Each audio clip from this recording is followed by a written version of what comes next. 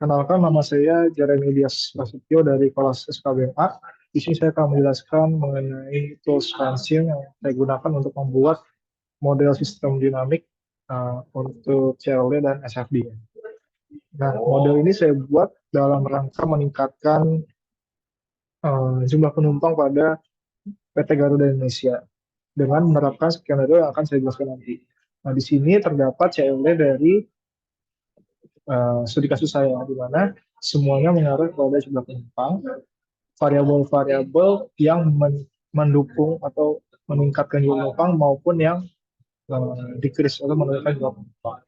Di sini ada dipengaruhi oleh tingkat mobilitas masyarakat, ada tingkat kenyamanan penerbangan, ada tentang marketing, harga tiket, dan dampak kondisi cuaca. Di mana nantinya setiap variabel-variabel tersebut juga dipengaruhi oleh variabel-variabel lainnya. Seperti dalam kasus ini, tingkat mobilitas masyarakat itu dipengaruhi oleh banyaknya hari libur. Lalu ada juga tingkat kasus COVID-19, karena pada kasus saya ini variabel terpenting yang dianalisis adalah adanya variabel COVID-19 yang membuat jumlah penumpang ini menurun. Lalu bisa dilihat di sini juga terdapat looping-looping clockwise ataupun counterclockwise. Ada B1, B2, B3, dan R1, R2, R3, dan B4. Nah, di mana di sini nantinya skenario akan saya lakukan untuk menambahkan mobilitas masyarakat atau menambahkan jumlah penumpang melalui marketing atau promosi yang dilakukan oleh PT Garuda Indonesia. Nah, selanjutnya saya akan menunjukkan untuk SFD yang sudah saya buat. Nah, dari CLD tadi dikonversi menjadi SFD dengan tiga sub model. Yang pertama di sini untuk berfokus pada menghitung total populasi Indonesia, di mana di sini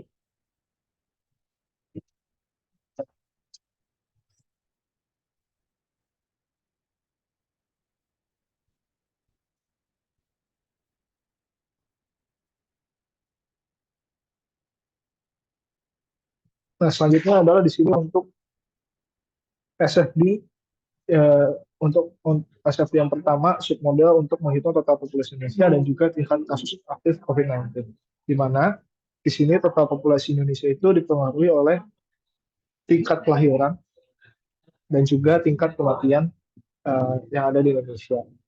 Lalu juga berhubungan dengan itu, dihubungkan dengan tingkat kasus aktif COVID-19, di sini tingkat aktif positif COVID-19 dipengaruhi oleh kasus positif dan jumlah kasus negatif. Nah, lalu ada juga di mana total populasi Indonesia ini mempengaruhi variabel yaitu tingkat penularan, di mana tingkat penularan juga mempengaruhi kasus aktif, kasus positif COVID-19.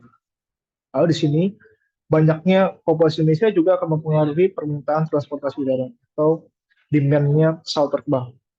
Di mana kalau permintaan transportasi udaranya besar, maka tingkat mobilitas masyarakat juga itu besar. Di mana di sini juga tingkat aktif COVID-19 memiliki variabel bawaan yaitu dampak COVID-19 yang juga akan mempengaruhi nilai besar kecilnya tingkat mobilitas masyarakat. Lalu di sini juga ada waktu yang sudah saya tentukan, di mana waktu ini bisa dilihat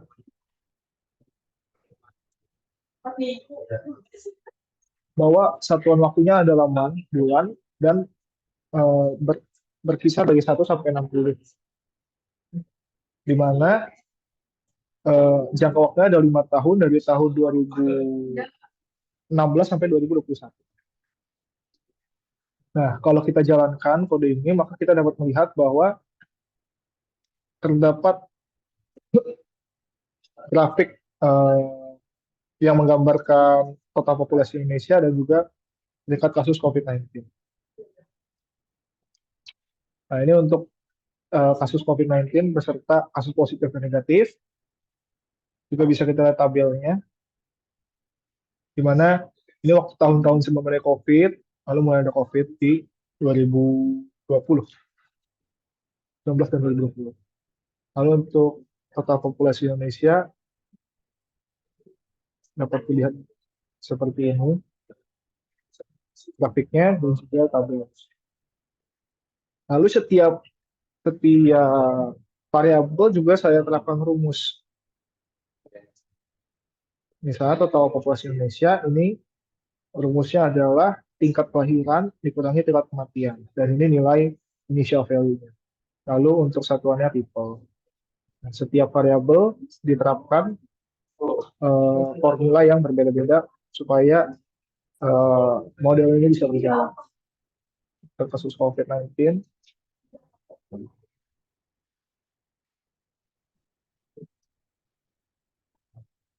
ini contoh untuk tingkat penularan. Oke. Selanjutnya adalah submodel untuk jumlah penumpang pesawat terbang. Di mana di sini untuk kondisi awalnya adalah belum menambahkan skenario penambahan promosi dan pemasaran. Jadi total penumpang ini pengaruhi oleh dampak harga tiket, lalu kenyamanan penerbangan dan mobilitas masyarakat. Jadi bisa dilihat di sini. Nah, ini total eh, penumpang penerbangan dari 0 sampai 60 di mana dapat lihat kejatuhan akibat COVID-19 di sini.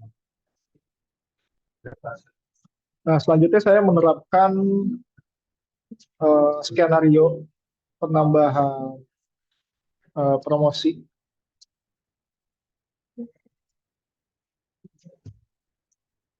Nah, dapat dilihat di sini terdapat variabel baru yaitu dampak pemasaran increase mobility. Jadi diharapkan dengan adanya variabel baru ini bisa meningkatkan jumlah penumpang penerbangan. Pemasaran yang dilakukan dengan promosi-promosi yang dilakukan. Nah, ini kalau dilihat penumpangnya.